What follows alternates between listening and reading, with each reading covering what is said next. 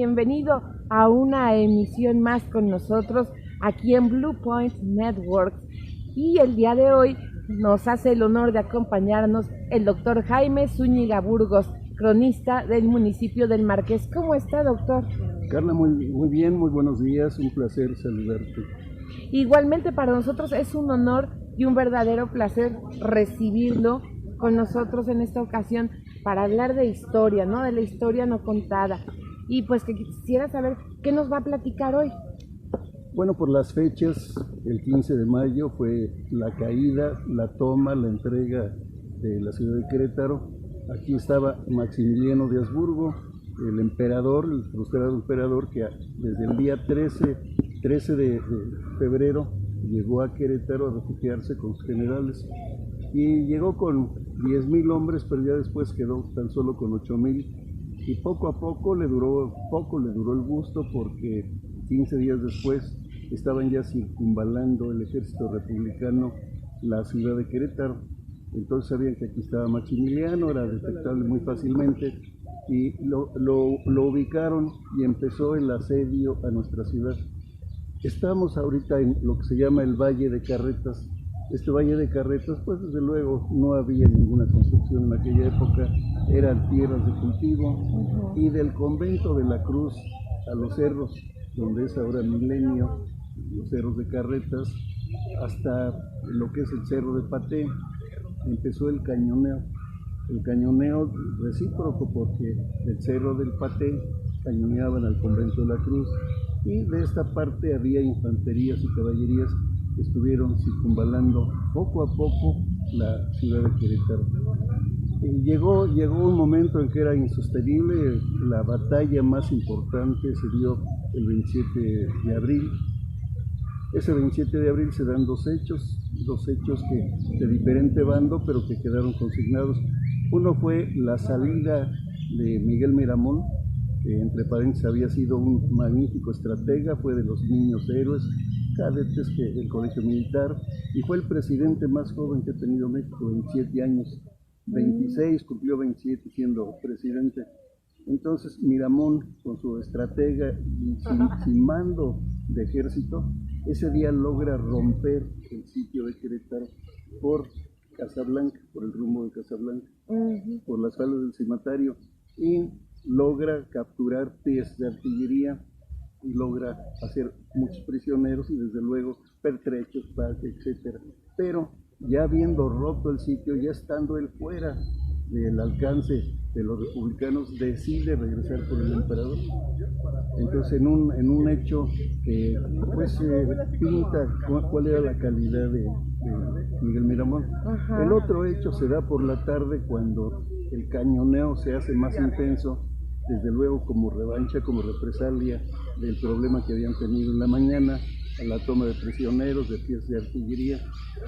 Y en la tarde el cañoneo es a tal grado que una de las granadas le explota a un soldado que estaba por el antiguo rastro, Damián Carmón, un soldado raso que procedente del pueblo de Calabacillas, de San Luis Potosí, llega pues por hambre a darse de alta al ejército.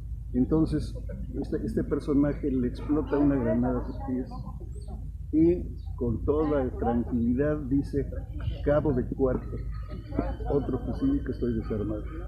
Entonces este hecho heroico se sabría después de la toma de la ciudad por el ejército republicano, que aquí podemos hacer un paréntesis diciendo que Miguel López era compadre de Maximiliano, era el encargado de los dragones de la reina, o sea, de la emperatriz, y gente muy cercana. Desde luego Miguel López tenía un aspecto muy diferente al promedio de los mexicanos.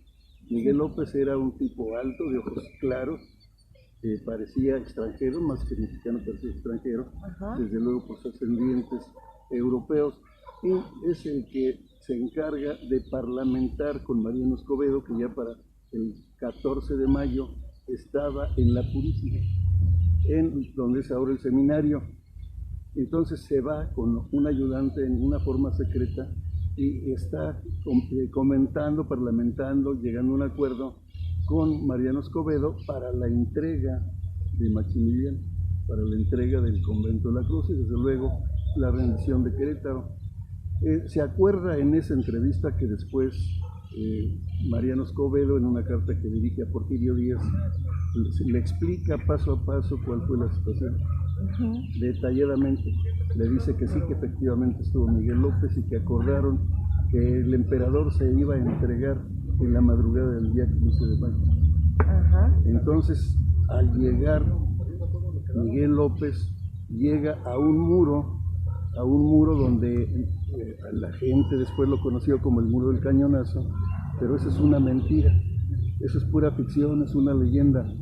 El muro había sido horadado, se habían retirado piedras para hacer ahí un puesto de artillería, y esa noche, esa madrugada, estaba Alberto Hans, un extranjero del ejército imperial, muy cercano también a Maximiliano, que relata en un libro que se llama Querétaro, Memorias de un oficial del emperador en campaña. Ahí relata cómo en la madrugada, cuando él dormía después de haber consumido unas tortillas duras, porque no había alimento en Querétaro, ya en Querétaro habían comido caballos, habían comido perros, los perros se acabaron. ¿En serio los perros? Los perros se acabaron porque no había más que comer. Entonces incluso el propio Alberto Hans relata que un fondero, un restaurantero, que les hizo una barbacoa, que se tardó un poco, vieron que la barbacoa tenía colmillos, que era una barbacoa de perro. Era perrocoa. Era perrocoa. Todo esto es algo que la gente desconoce porque se van mucho con la leyenda. No existe tal Muro del Cañonazo. Allí había una pieza de artillería de 8, así lo relata Alberto Hans, y esta pieza de artillería es retirada en la madrugada por órdenes del coronel López, y por ahí penetra López con algunos soldados y con un representante al que le había encargado Mariano Escobedo la aprehensión y la custodia del emperador. Entonces ponen unos adobes de las casas vecinas destruidas por el cañoneo y por ahí penetran, sí. El gobierno del ingeniero Francisco González de Cosío había puesto una placa, había construido un obelisco y había rescatado el orificio porque ya lo habían tapado. Cuando restauraron los daños del combate, del cañoneo, restauraron el convento de la Cruz, y años después, viendo que era un sitio histórico, lo reabrieron, pero ya en otro lugar, en un lugar que quedaba cerca de un obelisco. Entonces, para darle atractivo, abrieron ese sitio, pero pusieron una placa. La placa decía: la realidad, por este sitio entraron la madrugada del 15 de mayo de 1867 las fuerzas republicanas a tomar el convento de la Cruz. Eso era la verdad, pero la mitología queretana empieza a desvirtuar, e incluso las autoridades, muchas de las que han pasado a través de los años, pues por ignorancia, no lo han desmentido, no lo han hecho. Cuando había algún evento cívico ahí, se empezó a alentar que el cañonazo. Sí, Carla, en la toma, la entrega o la traición de Querétaro, como lo estamos viendo, no se disparó un solo tiro. Y todos los que escriben sobre esto, que es de lo que más se ha escrito de nuestra historia, los primeros disparos que hubo fueron en la esquina de la iglesia de San Francisco, donde es el andador 5 de Mayo y Corregidora. Miguel Miramón iba con un asistente de apellido Ordóñez, iban a revisar el polvorín que estaba en San Francisco. Ahí tenían el parque, porque era lejos del cañoneo, supuestamente. Entonces ahí lo reconocen unos republicanos y empieza una balacera en la cual hieren a Miguel Miramón, lo hieren en la cara. Miramón es trasladado al consultorio del doctor Vicente Lisiaga en la calle de Guerrero, a un lado de Capuchinas. Y ahí lo cura el doctor, pero también lo delata y ahí lo aprende. Entonces, esto del mítico cañonazo y todo esto, pues debe de ser conocido. Si la historia se sigue continuando, si suena muy bélico, muy romántico, así la toma a sangre y fuego del convento de la Cruz, Pues es parte de la ficción, porque incluso hubo varios duelos entre miembros del ejército que algunos, conociendo cuál había sido la situación real, pues decían, exhibían a los que se adornaban con la toma de Querétaro, diciendo que cuál toma, que había sido una entrega que cambiaba totalmente el aspecto pues de lucimiento personal de algunos militares. Entonces, gracias doctor, a ver, esas pinturas que vemos, toma de Querétaro y los soldados y unos caídos y así en un campo y todo, son mitos. No, hubo batallas, desde luego hubo muchos muertos. Imagínate 8,000 hombres aquí en Querétaro con un cañoneo, con las trincheras en la Alameda, en el borde de la Alameda estaban las trincheras.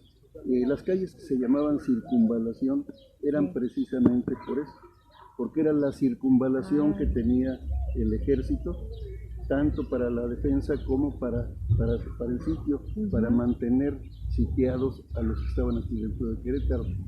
Entonces, hubo combates, incluso Concepción Lombardo, llegando a Querétaro, ve cadáveres, ve perros consumiendo cadáveres, ve sopilotes consumiendo a los cadáveres, y lo relata ahí, un espectáculo que todavía años después iba a seguir sucediendo. Cuando había un combate y había muertos, ahí mismo en el lugar los sepultaban. Y en Querétaro es muy frecuente que se encuentren esqueletos, restos humanos. ¿En qué en la periferia, aquí donde estamos, todas estas partes. Puede haber aquí donde estamos, no sabemos. Sí, porque había batallas, incluso una de las batallas más sangrientas fueron en San Gregorio, donde el río se tiñó de sangre, era un río rojo de tanta sangre que hubo ahí, y en la parte de aquí del Panteón de la Cruz. El Panteón de la Cruz, por la cercanía con callejas, con carretas, los combates fueron muy cruentos, porque se veían, era otro tipo de guerra, era muy cercano, los fusiles que traían los imperialistas eran fusiles de avancarga, que se llaman, para los que conocen esto.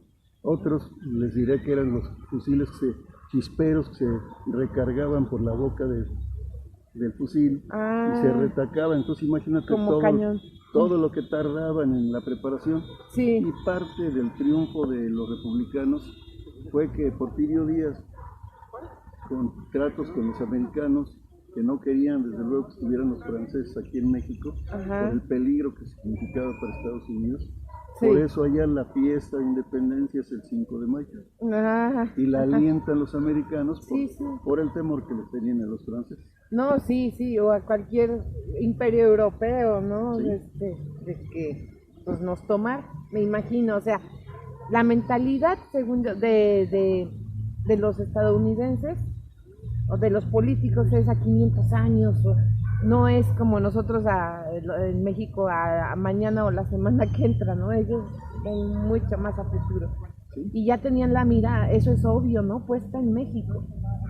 Sí, y entonces los americanos están ayudando a los republicanos, y parte de la ayuda es que allá, después de la guerra de secesión, pues hubo la producción de armas, muchas armas, y de esas armas muchas llegaron acá a México, y entre ellas llegaron unos fusiles Springfield de repetición, que eran fusiles que ya nada más se movía una palanquita y subían el tiro. Y Alberto Hans, en su libro, relata una de las batallas y dice: ahí perdimos por los malditos rifles de repetición. Mucho más modernos, muy moderno, más rápido, automáticos, o no sé de armas, pero supongo, ¿no? Semiautomáticos, o sea, otra cosa.